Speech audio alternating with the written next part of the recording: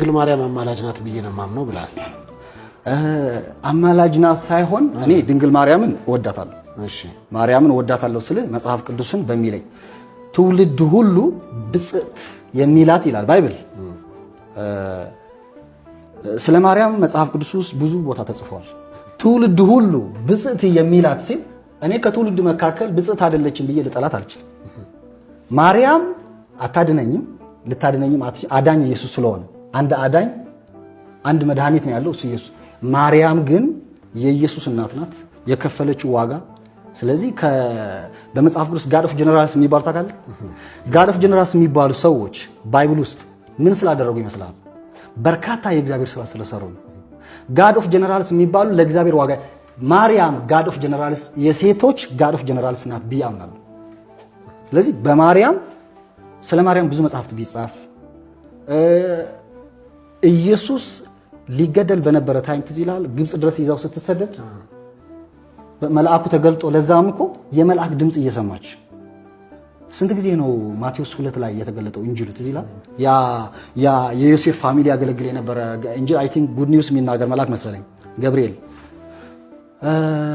እየተገለጠ በዛን ዘመን የነበረ ንጉስ ኢየሱስ ሊገለው ሲፈልግ ወደ ግብፅ ይዛው ወረደች ይላል።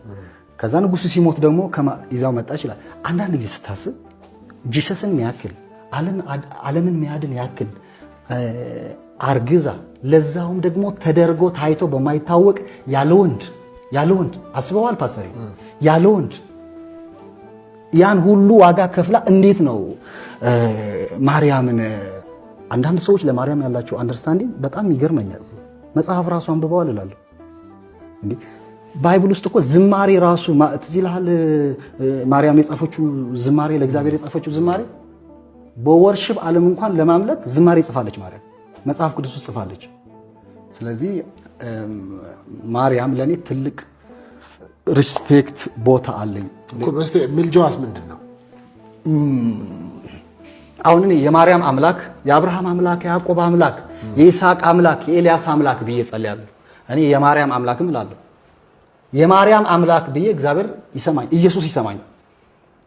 ስለወለደች እናት ብዬ ብለምነው ኢየሱስ አይሰማኝ ማለት ሪያሊቲ እስክናወራ ተው፣ ሃይማኖት ነው ተውና፣ ይሄ ከፕሮቴስታንት ወጣ ልበልና የማርያም አምላክ ብል የአብርሃም አምላክ ብዬ የያዕቆብ አምላክ ብዬ የይስሐቅ አምላክ ብዬ የኔም አምላክ ትላለህ። የኔም አምላክ ብዬ የማርያም አምላክ ብዬ እንዴት እግዚአብሔር አይሰማኝ?